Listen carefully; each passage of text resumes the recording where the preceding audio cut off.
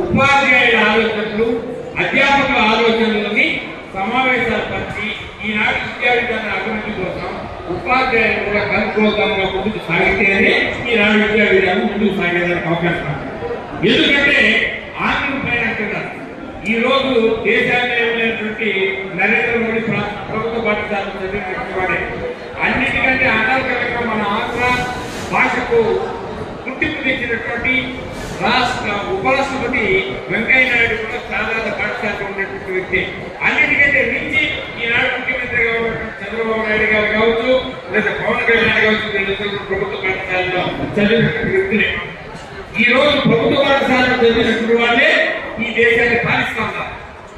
కానీ మనం ఆర్థిక మోదీలో ఏం చేశామంటే చదువుతో మనం చెప్పాలి.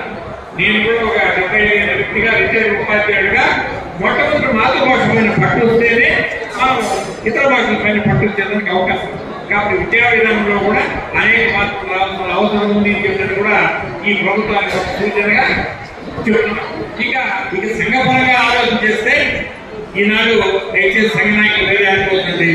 ఈ రోజు మీరు ప్రభుత్వానికి తాకట్టు పెట్టారు అని ఈ ప్రభుత్వానికి గత ప్రభుత్వం నుంచి తాకట్టు పెట్టారు. గత ప్రభుత్వంలో ఉపాధ్యాయులు కానీ ఉద్యోగులకు కానీ కొన్ని లక్షల రూపాయలు విలువయ్యే ఆర్థికమైనటువంటి ప్రయోజనాలు కూడా మీరు పోగొట్టడం జరిగింది. ఎందుకంటే రాష్ట్రంలో ఒకప్పుడు జేఏసీ పరంగా ఉంటే 4 జేఏసీలై ఉపాధ్యాయ సంఘాలు పోట్లాడితే కూడా మీ శక్తి చాలడం వల్ల ప్రభుత్వానికి తాకట్టయ్యారు. ఇప్పుడు కొత్త ప్రభుత్వం వచ్చింది. ఇప్పటికైనా సమైక్యంగా మీరు ఫ్యాక్టరీతో మునాఫ్ ఇక్కడే ఉన్నాడు. మీరు ఫ్యాక్టరీతో కూడా మాట్లాడాల్సింది ఏమంటే ఒక జేఏసీ పక్షాల ప్రభుత్వం దగ్గరికి పోతే మీ న్యాయమైన కోరికలు తీర్చేదానికి ముఖ్యమంత్రి గారు కానీ డిప్యూటీ ముఖ్యమంత్రి గారు సిద్ధంగా ఉన్నారు.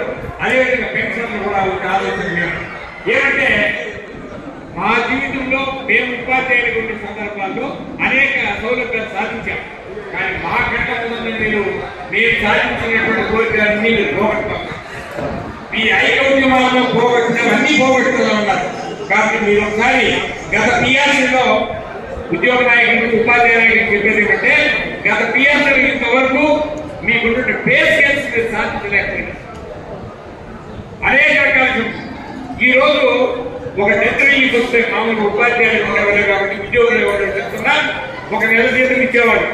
ఈ రోజు గత ప్రభుత్వం ఆర్థికంగా సంక్షోభించని 25,000 రూపాయలకు పరిమితం చేసింది.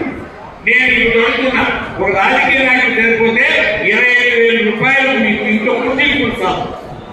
ఈ రోజు ఉద్యోగి కానీ 30 ఏళ్ళు 40 ఏళ్ళు చేసినటువంటి ఉద్యోగి లేదా దారి చనిపోతే కేవలం 25,000 రూపాయలు దాని సంస్కారాలు కూడా ఇవ్వలేని స్థితిలో ఉన్నామని చెప్పంటే ఈ రోజు ఈ ప్రభుత్వం తిరిగిన తర్వాత వేల కోట్ల రూపాయలు ఈ రోజు మీరు ఏం చేస్తున్నారంటే అనేక రకాలైన కార్యక్రమాలు ఉపయోగించి ఇది రాజకీయ వేదిక కాదు. మన ఆర్థికంగా ఉద్యోగుల్ని ఉపాధ్యాయుల్ని కించపరిచారు కాబట్టి ఖచ్చితంగా చెప్పడం తప్పదు.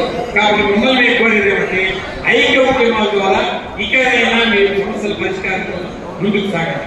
ఇక రెండవది అమానంలో మీరు కథ తీసుకుంటే ఆయన ఒకడే కాదు ఉన్నటువంటి వాళ్ళందరూ కూడా ఒకప్పుడు మేము హై స్కూల్లో ఉండే సందర్భాల్లో మేము ఆ క్రికెట్ వాలీబాల్ ఇవంతా కూడా అభిమానులు మాతో వెనకాల బాధ ఇప్పిస్తూ తమ జీవితంగా ఈ రోజు నాకు అమరావతి ముందుగా అందరినీ పరిచయం చేసిన తర్వాత ఏమైందంటే నేను మాట్లాడేటప్పుడు మీరు ఎక్కడైతే వాలీబాల్ కావచ్చు క్రికెట్ కావచ్చు ఆ బాల్య జీవితానంతా మళ్ళా నాకు 5 ఏళ్ళు 10 ఏళ్ళ ఎక్స్టెన్షన్ వయసు ఏజ్ పెరిగేదానికి తగినటువంటి ఆధారాలు లభించినందుకు ప్రత్యేకంగా అవకాశం కల్పించినందుకు ప్రత్యేకంగా కృతజ్ఞతలు తెలియజేస్తూ సెలవు తీసుకుంటున్నాను.